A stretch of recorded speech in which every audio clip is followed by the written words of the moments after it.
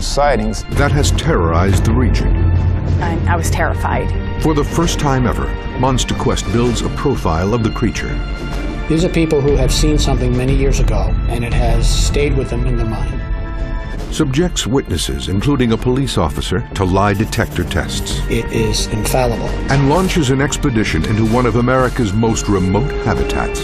Tracking these animals at night becomes like a game of cat and mouse. Corey, speak to me. Witnesses around the world report seeing monsters. Are they real or imaginary? Science searches for answers on Monster Quest. New York is the epitome of man's evolution, a concrete technological jungle teeming with people and traffic. But away from the sprawling urban metropolis, the town of Whitehall is nestled within 6 million acres of wild country.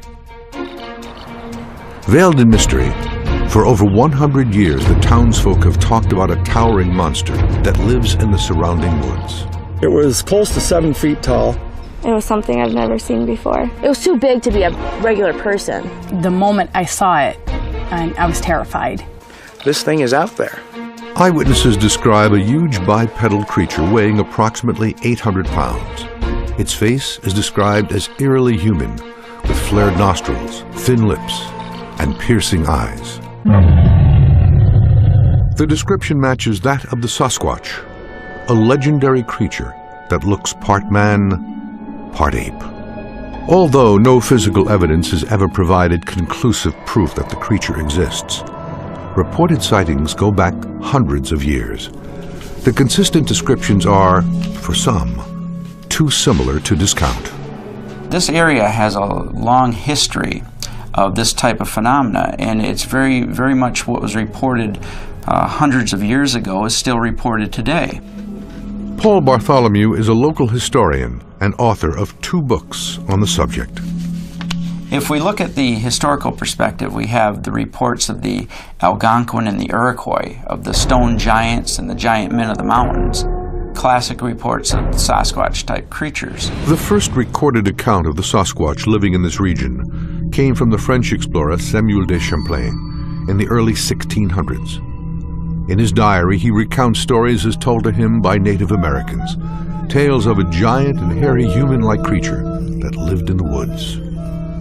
But with a lack of physical, verified photographic or videographic evidence, it is difficult to convince the scientific community of its existence. Every year there are millions of visitors to the Adirondack Park. Ken Kogut is the regional wildlife manager for the New York State Department of Environmental Conservation. There are also conservation officers, forest rangers, and if there was something out there, it definitely would have been seen. And if the townspeople of Whitehall are seeing anything, Ken says it's most likely a case of mistaken identity. I would say people in the Whitehall area who are claiming to see Sasquatch are really seeing probably black bears or some other local animal. It's a possible explanation, but more difficult to dismiss are the multiple sightings reported by police officers, men trained in the art of observation and attention to detail. I would not have pulled that revolver unless I was afraid. Dan Gordon is a retired Whitehall Village police officer. On February 15, 1982, Dan was on a routine patrol when he saw something he cannot forget. I was heading north on Route 22 with my partner. And this creature came from the left. I saw it take 2 steps off the road over the guardrails. I immediately hit the brakes, pulled the car off to the side of the road. I said to my partner, "That was some bear, wasn't it?" And he said to me, "You know that wasn't no bear." Dan immediately left the vehicle, armed himself, and went in for a closer look. I could hear the rustling of the brush as it was retreating from me. Now, if I was to say I saw this by myself, I would say, okay, that might possibly be an illusion. But I want to ask you why 2 of us saw the same thing at the same time. Reports like these come as no surprise to this local researcher. Every year there's at least 2 or 3 sightings that comes to me. Bill Brand has been investigating local sightings and has monitored the movement and behavior of the creature for more than 30 years. Whitehall would certainly be one of the areas to consider an expedition or, a study, because there's been so much activity in this area for such a long period of time, and there's been multiple sightings seen by multiple witnesses at one time. One of the reasons for that consistency, he believes, is the region's ecology. We're talking about such a vast area through here. This is vast wilderness area. This is basically wilderness area all the way back to the Canadian border. But for many scientists, there is another, more logical explanation for the sightings. There is no evidence for large primates in the past several million years in North America. Dr. Phillips Stevens is a professor of cultural anthropology at State University of New York in Buffalo. One of his interests is the study of belief systems, which includes both religion and folklore. There is a class of folkloric belief in hairy, humanoid, or human-like creatures that is reported from every region of the world, living undisturbed in a pristine wilderness. It seems to be universal to the human cognition, the human psyche, to project images of ourselves out into nature. This is called anthropomorphism. There is something fundamentally human going on here. Dr. Stevens' skepticism is shared by the majority of biologists and wildlife researchers, but there are a handful of scientists on the other side of the fence. I look at the Sasquatch as an extant North American mammal. Dr. John Bindernagel has over 30 years of field experience and has served as a wildlife advisor for the United Nations. He's been studying the North American Sasquatch since 1975. Well, the Sasquatch is a mythical animal. It's very well established in myth and legend. Beavers occur in myth and legend. Killer whales occur, orcas occur in myth and legend. Eagles, many mammals and birds occur in myth and legend, but also occur as real extant mammals. Dr. Bindernagel is in Whitehall to build the first ever profile of the New York Sasquatch. He will examine evidence, interview witnesses, and analyze the region's ecology. While several witnesses agree to a polygraph test to corroborate their claims, and Monster Quest heads out with NESRA, the Northeastern Sasquatch Research Association, on an expedition for proof. But this investigator doesn't need any convincing that the monster is alive and well in Whitehall. What the mainstream skeptics need to do is need to come out there and get out in the field and see what researchers have seen. Steve Culls is a Sasquatch researcher and investigator. He believes that he is closing in on the elusive creature. In August 2003, Steve Culls was contacted by 2 young boys who had been playing on nearby train tracks. They told him that they heard a hoot, like an owl, but when they looked up, what they saw instead was a huge hairy creature standing on 2 legs that looked like a gorilla. It stared back at them before disappearing. Steve set out in the direction where the kid said the creature had been headed. So after entering these woods and tracking a very large animal that walked through these woods, it was right here, I'd seen this impression in the leaves, that I found a 14-inch track. The sheer size and clarity of the footprint left Steve little doubt that he had made an important discovery. But is it proof of a Sasquatch? After examining the photo of the print, researcher Bill Brand seems to think so. You can see the toes, and you can see the impression where something very heavy has walked through there. Everything is matted down, crushed. I think with the ruler here gives us an exact example of how long this print is.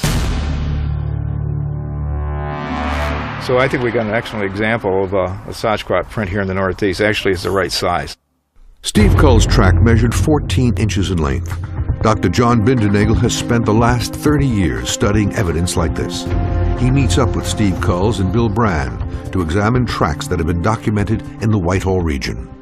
Yeah, this was cast on November 16th, 2006. The track was actually found about 6:30, and we all thought we had heard some sort of vocalization. And as we're walking back, we had come across this right off to the side of the trail, like something had walked across the trail. And there was a lot of leaf litter, so what we did was we cast it, and at that point we left for the night. Yeah, it's quite good. It's interesting because the toes, I don't know if they were actually gripping, but if they bent downward, that comes up from time to time in casts. And yeah, the width is so impressive because Sasquatch tracks are not simply scaled up barefoot human tracks. They are proportionately much broader, and that certainly shows up here. And often maximum breadth approaches half of the length, which is considerably broader than the human foot. As a wildlife biologist, when we do mammal surveys, we depend heavily on tracks. When tracks are reported, they corroborate that this was actually a physical animal walking, across a muddy field or something. Alleged Sasquatch tracks, even when thousands of miles apart, often have the same identifying characteristics. Superficially, the Sasquatch foot looks like an enlarged human foot, and so we get the name Bigfoot. On closer examination, there are many anatomical differences that we see, which suggests that hoaxers would have to have a shared knowledge of supposed Sasquatch morphology. We now have a large enough collection of track casts that we can look at tracks and determine, I think, pretty accurately if they're valid or not. Dr. John Bindernagel isn't the only researcher determined to prove the existence of the Sasquatch in Whitehall. We would like to get some good documentation from a film or video standpoint. Christopher Bartow is a researcher and one of the founding members of NESRA, the Northeast Sasquatch Research Association. This particular area of the Adirondacks outside of Whitehall has a particularly rich tradition of sightings going back many years. In October 2007, Christopher Bartow was part of an expedition team here. He heard something approach camp with a growl unlike any creature he'd ever heard. A very bassy, very low frequency growl, and it had a sort of a gurgling sort of resonance to it. In 2005, another NESRA member claimed to have had a sighting in this part of the Adirondacks.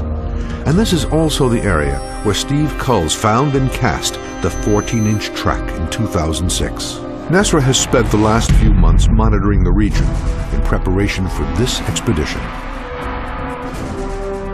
They have invited Monster Quest to be part of this expedition, but have asked that the exact location be kept confidential.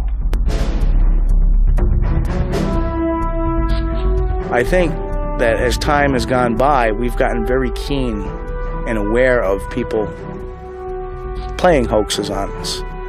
So we're up on that, and that's why there's kind of an air of secrecy of where we're going to be a lot of times or what we're going to do.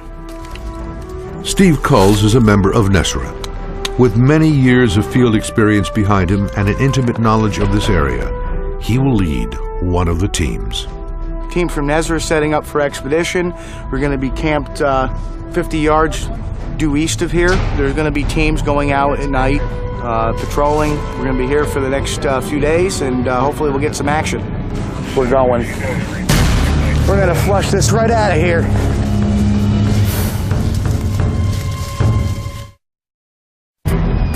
Whitehall, New York has a long history of sightings and encounters with a creature that locals can only describe as a Sasquatch. I still had a hard time believing I had seen such a thing. We've got a history of reports of this bipedal creature.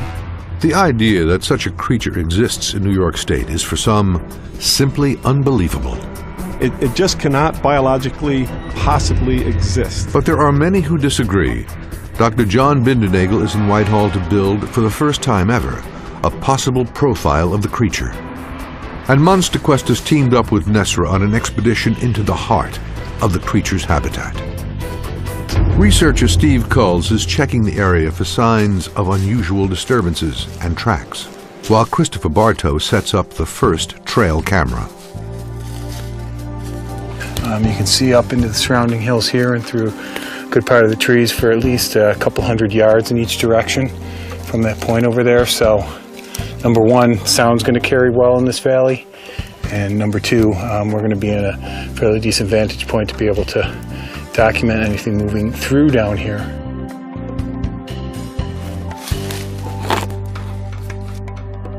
We got to move out of the area now, because when that stops blinking, it's going to start taking pictures.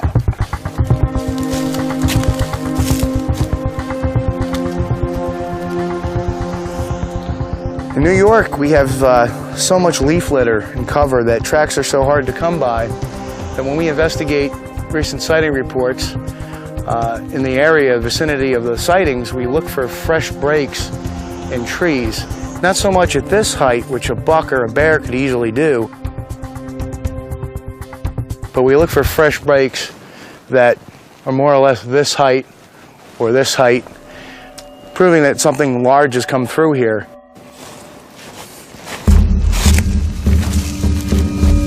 Learned from hunters, trappers, and trackers integrated with the technologies of today, such as night vision, thermal imaging, track cameras, live real-time infrared cameras, and the computer technology to help track what's going on and pinpoint where things are going on. Meanwhile, Bill Brand is mapping out the areas that he and Dr. Bindernagel will survey. The summer, midsummer, to into the fall period is where most of the sightings are taking place.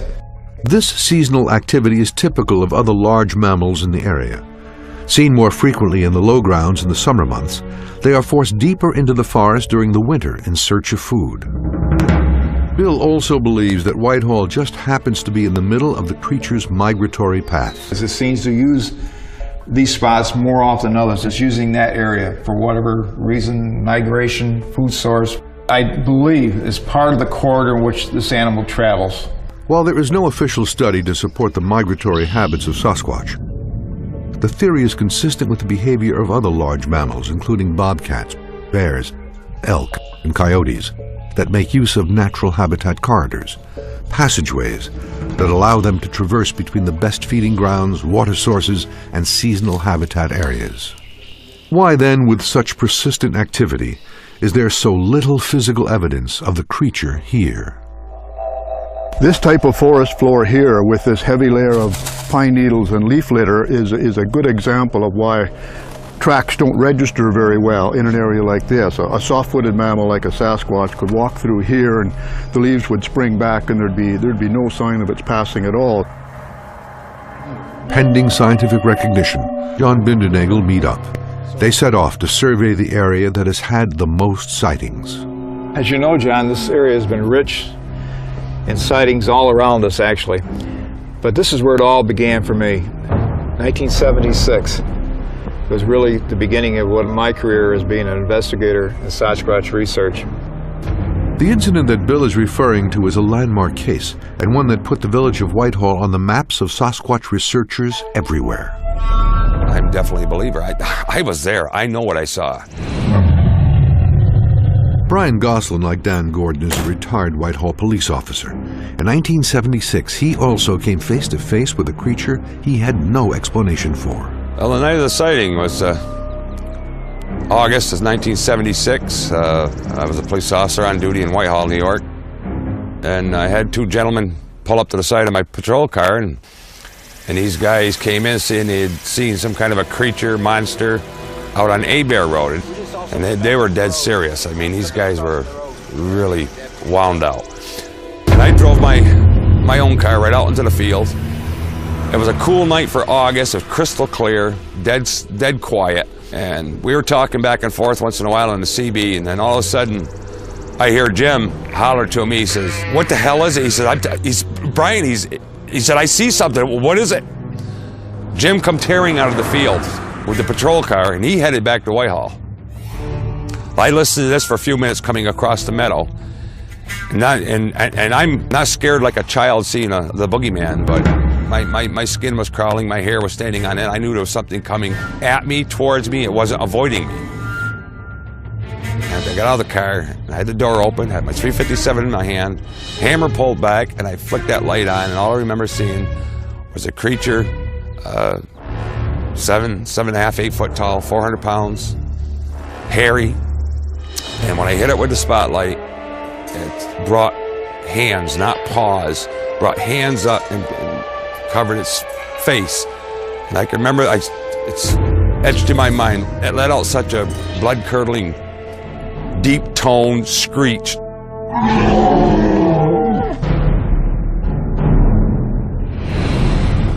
Until the 1800s, the sounds and sights of this monster, reported by witnesses, defied classification. People called it a monster because they had no way to classify it. Primatology had not started yet. The gorilla wasn't even discovered till 1847. But then, after the gorilla was discovered and it became known in North America, then we had a model, and people started using it as a reference, saying, you know, this looks like a gorilla, you know, and we started, you know, hearing words like ape-like and gorilla-like, and by now, we're quite, some of us at least, are quite confident in classifying it as a great ape, you know, resembling an upright gorilla. Will the Nesra crew and the Monster Quest team finally get the evidence that the world so desperately needs to see? Night has fallen on Whitehall, and the teams are ready. Nesra plans to form a triangle around the area where recent Sasquatch sightings were reported. Steve Culls and fellow researcher Tom Hollywood head up the teams. They will mimic alleged Sasquatch vocalizations in an attempt to pinpoint the creature's location. The methods of vocalizations are basically try to make a primate-like sound and throw it out there in hopes that we get a return vocalization purportedly from these Sasquatch creatures. Distinguishing vocalizations over the years is acclimating yourself to the sounds of the animals in the particular area you're doing research in.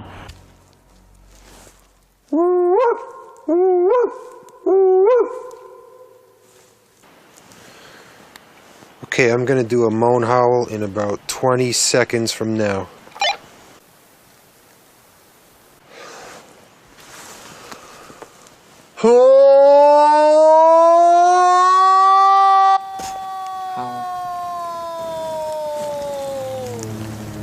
Steve to base camp. Go ahead, Steve. I don't know if Hollywood did one whoop or one howl, but I've heard two so far. No, Steve. I think he only did it once. Yeah, I thought that was Hollywood. I just heard one about maybe 25, 30 seconds ago. Hey, Hollywood, how many times did you vocalize there? You said you were going to wait 20 seconds. We had one like right after your first transmission. No, that wasn't me. I just howled once. Okay, that one was Hollywood. The one before that, we thought was you. That's negative. I thought that was Hollywood, and then we waited, and then I heard a second one. The response that Steve claims to have heard is not picked up on tape. He describes it as very faint. Then, Steve hears something rustling in the bushes. I got movement up behind me on the hill.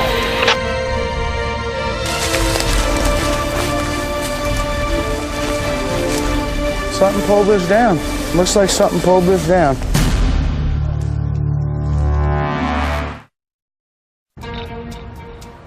The townsfolk of Whitehall, New York are being stalked by a monster who has haunted the local woods for centuries. Wildlife biologist Dr. John Bindernagel is here to investigate the phenomenon. And Nesra, the Northeast Sasquatch Research Association, is on an expedition in search of the ultimate evidence. It will probably be a body that can be cross-referenced and cataloged. And for many in the scientific community, that is exactly what it will take. People have asked, what kind of evidence would I need to make, to convince me as the wildlife manager that Sasquatch exists here in Whitehall? And that's probably going to be a dead Sasquatch that's going to make me convince me that there is this animal. Otherwise, I'm always going to be a skeptic. But without a body, what will it take to convince the world the Sasquatch is here in this remote region? I think the simplest answer is actually just to verify the truth. Alan Hills is a private investigator and a recognized polygraph expert. He has been retained independently by MonsterQuest. We like to call the polygraph a truth verifier, as opposed to a lie detector. So a polygraph is a scientific instrument, and with the right training and the right individual, it is very, very accurate, absolutely accurate. For most of the witnesses who claim to have seen the creature, their encounters have left them questioning themselves. Did they really see a monster? I was very scared. The moment I saw it, I was terrified. Sue Ross was 8 years old when she saw the creature. My brother and I were playing in a shale pit down the road from where we lived, a few hundred feet away. And we were walking back home, and I kept getting hit with these little pebbles on my right shoulder, and I thought it was my brother, and I, said to my brother, "Stop throwing stones at me," and he, "I'm not throwing stones at you." But Sue felt several more pebbles hit her before she turned round to her brother. He raised his hands and again swore that he hadn't thrown anything. Right at that moment, I'm facing him, and a stone hit me in my forehead coming from the woods to my left. And I turned and looked, and there was this creature standing there and throwing pebbles. Terrified, Sue and her brother ran home. I got home and told my mother what happened. I was crying, and at 8 years old, I described it as a monster, and I was terrified. All these years, I kind of wondered, maybe it wasn't what I thought I saw. I've had doubts, a lot of doubts. These are people who have seen something many years ago, and it has stayed with them in their mind. Do you know for sure that the creature you saw was not human? Yes. Could you now take me to the exact spot where you saw Bigfoot? Yes. Could you have imagined seeing a creature described as Bigfoot? No. According to Dr. Philip Stevens, the imagination is a more likely place for a Sasquatch to live than New York State. The fact that people all over the world are seeing similar creatures suggests very strongly, not weakly, very strongly now, that this is something that people do, something that the human mind does. But for Dr. John Bindernagel, these collective reports that are similar in description are critical when building an anatomical profile of the creature. Fortunately, some people who see Sasquatches don't just describe them, but they actually make an attempt to draw them. And these eyewitness drawings are especially helpful because people will often see something or remember something as they make a drawing that they may have forgotten in their verbal description. In this one, for example, the muscularity of the Sasquatch is very, very evident, and the short, thick neck. Some are described as females, either because of visible breasts or because it was apparently carrying an infant, and that's always of interest. And then yet others seem to be young adults or what we call sub-adults.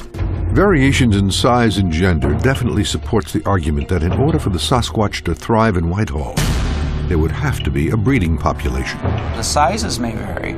You may have a report in one area where the creature's 5 foot tall, and in another area where it's 7 feet tall. But this would be normal as a creature would grow. It's very consistent with a living, breathing, biological creature. But for those who are doubtful of the creature's existence, this idea simply fuels their skepticism. To say that there is a breeding, surviving population that goes on indefinitely is just a fantasy. Claimants say that these things can exist undetected, and we're just looking at reasons why this is unlikely rather than impossible. And the Village and Town Board of Whitehall may not think it's impossible. In January 2004, Paul Bartholomew lobbied for legislation to protect the Sasquatch and won. Whitehall is a protective habitat of the Sasquatch because we've established such a history for the creature in this area. In February 2004, the board passed legislation for a Sasquatch protective ordinance. It reads, whereas the possibility of all endangered species proven in pending scientific recognition should be entitled to protection under the federal and New York state laws. The legislation supports Nesser's belief that the creature exists in this part of the country. The Nesser team chased the strange noise for more than a mile before the trail went cold. Well, what happened was one of our guys from another team was going to commence throwing out a vocalization in 20 seconds. Then all of a sudden, something vocalized. They'll try vocalizing again in the hopes of picking up the trail once more. Once we get vocalizations, then we can perhaps understand that there's maybe a creature out there. So that kind of pinpoints the location of where this creature may be, or in some cases to actually go in and seek it out or draw it in. And that's exactly what Steve and the other Nesser members hope to do.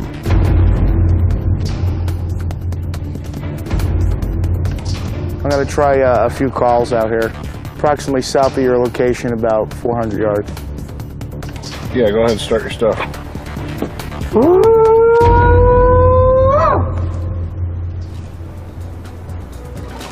A large thump or wood knock of some kind. We just want to know if that was you. That's negative. Despite its elusiveness, has Nesser managed to pick up the trail again? Corey, speak to me. Whitehall, New York is rich in biology, history, and folklore.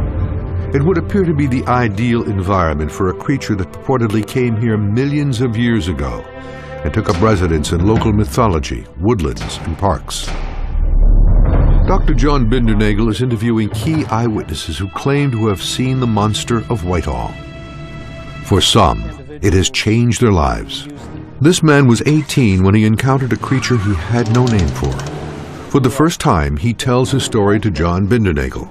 He is asked to remain anonymous. It was back in about 1981, January. Very cold night, very clear night. I was out there with a friend, and we were sitting there talking. And out of the corner of my eye, I noticed motion in a hayfield off to my right. I'm saying, it must be a cross-country skier, but as I look at it, it's not moving like a cross-country skier. The gait is like a walk, but the speed is like a run. As it's approaching us, I can see it clearly silhouetted against the white hayfield. It's a large, shaggy man, as far as I know. And that was the point where I got up and got out of the car. I shut the car door after I got out, and when I did that, whatever it was seemed to notice the sound of the car door, and I'm still looking at it, still trying to figure it out, and the person with me was becoming quite upset. I did get into the vehicle, and we departed post-haste. The intellectual discord there between what you know to be real and what you know can't be real was very distinct and very disturbing. Witness accounts are not the only reports that are called into question. One of the biggest problems I've come to realize is that almost half the scientific community will not examine evidence if there's no theoretical basis for that evidence. Scientists want a theory. And the best theory is the Gigantopithecus theory. A fossil ape of Asia may have migrated across the Bering Land Bridge along with mastodons, the giant beaver, bison, a number of mammals, including humans, which came to North America across that land bridge, and persists either as the Sasquatch as Gigantopithecus or as a close relative or descendant. Theories have abounded over the years surrounding the mystery creature of Whitehall. For the first time ever, eyewitnesses take a polygraph test to prove to the rest of the world what they believe they saw. I do not determine your truthfulness or whether you're lying until the entire test is finished, all the interview process, polygraph itself. Then I analyze the results and I determine, beyond a doubt, for my satisfaction, whether or not you're truthful. On or about January 15th, 1981, at approximately midnight, did you see a creature you would describe as Bigfoot? Yes. Could you now take me to the exact spot where you saw Bigfoot? Yes. Could you have imagined seeing a creature described as Bigfoot? No. Despite the fact that the eyewitness accounts span 2 decades, each person has given a similar response. The caliber of the person who's telling the story, you've got law officers which are trained observers. This is something there's no doubt about it. It was dark, it looked hairy, it was 8 to 9 feet tall. Crystal Austin was walking her friend Melissa Gordon and Dawn Juckett home one evening when they encountered a 9-foot monster. We were walking over one of the hills, and standing in front of us was a large figure.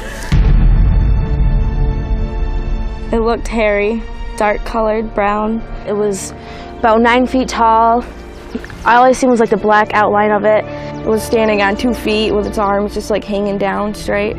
And like my heart just started beating. We screamed, we ran up the hill and looked back, and it was gone. Around 20 miles away from where the girls came face to face with the monster, the Nesra expedition team believes that they are hot on the trail of the creature. The events of the evening have them on high alert. There's been a lot of aggressive behavior in certain parts of this park. Escorts, screaming vocalizations, and now object throwing. So what the hell happened up there? I was on the left hill. There's a little dip between us. He's on the right hill. I thought I heard something moving around on the top of the hill. A couple, like 2-3 pine cones came over the top. I'm assuming are sticks or something, and then the last one got me in the back of the head. Okay, we're having movement now. You guys heard it. We heard it. We're having a tremendous amount of activity up this way. Could this be the break that Nesra has been waiting for?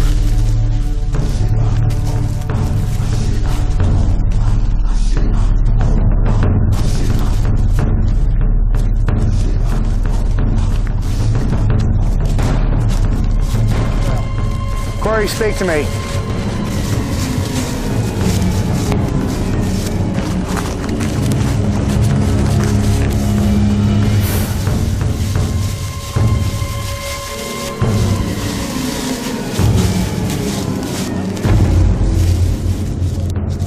The woods have fallen silent. Whatever was out there has gone. And what happened is we lost the trailhead down there coming back because everything is just knocked down in there. And this type of the lighting, even with the lighting we use, you can't tell which trail and what's not. Steve Culls and the rest of the Nesra team head back to base camp. Although they didn't manage to catch sight of the creature tonight, perhaps the trail cameras did. Tracking these animals at night becomes like a game of cat and mouse. They have the tactical advantage. What generally runs through my head is, did we tape it? But it is too dark tonight, and they'll have to wait until tomorrow to find out. While Dr. John Bindernagel finalizes his report, Alan Hills completes the final polygraph analysis. One question can be asked numerous times, and each time it's answered, you'll think you're answering it the same way, but your eyes will be different, your gesture may be different, your tone of voice may be different. Yes. All these are part of exactly what's going on inside your head, and they need to be analyzed properly by a professional. Could the test yield a shocking verdict on the existence of the creature?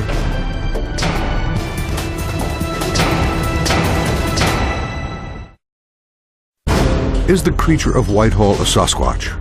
A legendary monster that is part man, part ape?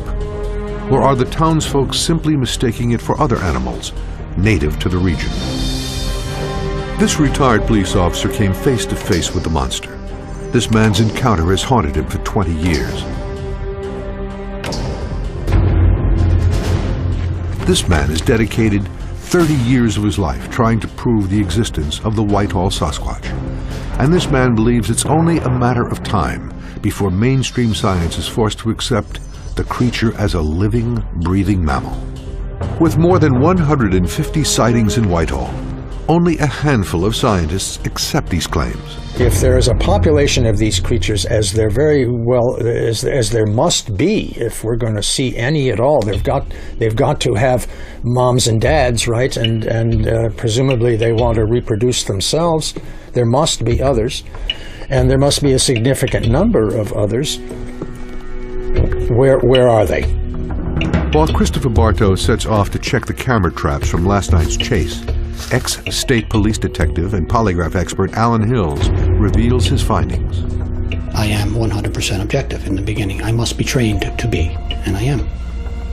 I think that without the element of objectivity, I'm really useless. If I'm convinced at the beginning someone is lying, I'll find them lying. And if I'm convinced someone is telling the truth, I'll find them truthful. So if I'm not going to be 100% objective, why test? These are people who have seen something many years ago, and it has stayed with them in their mind. Can science say, without a shadow of a doubt, that the eyewitnesses of Whitehall are truthful in their testimony? The simple fact is that, in my opinion, they were not lying about anything. For the residents of Whitehall, the conclusive results of the polygraph testing is evidence of multiple sightings. I can believe myself. I was afraid some people would look at me and be skeptical. But thanks to this program, I think we can put that to rest.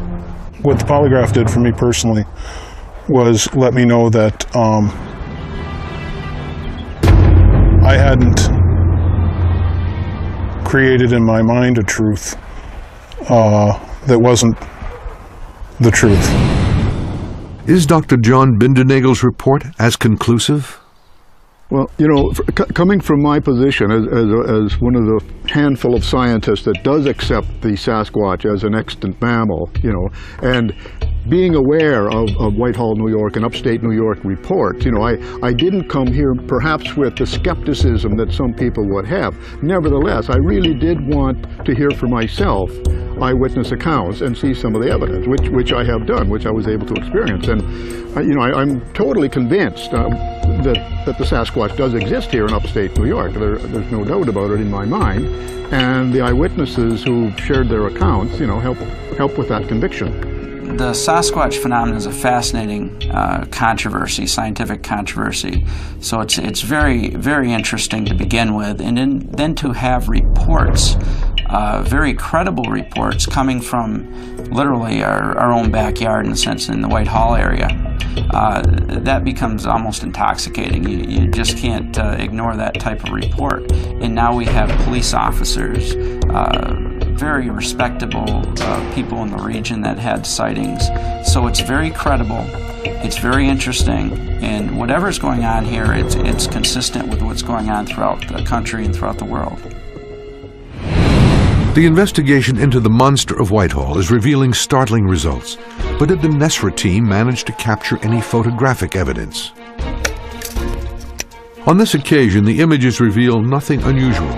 A disappointment to the NESRA crew, perhaps, but not the end. With the intense activity over the last few days, they are now even more convinced that Whitehall holds the key to the mystery.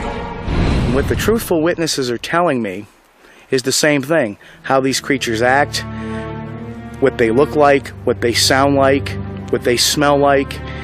That, to me, says volumes about the validity of this creature. In terms of what's the next level of research, how can we improve in what we do? You know, certainly we'd like to provide the base evidence that will help science get on board. People around the world have been chasing the shadow of Sasquatch for centuries, and the monster of Whitehall seems no less elusive. But Monster Quest examination has proved something, that the people of Whitehall are telling the truth about what they saw. This is a living creature in our woods. There was no doubt of what I saw. Now I know they're there. And that Whitehall could both support and conceal a population of Sasquatch. People are quite resistant to the idea that the Sasquatch could be in New York State, in Michigan, in Pennsylvania, but it is. For the rest of us, the mystery will continue until the much-needed evidence is presented. I think overall, the scientific community is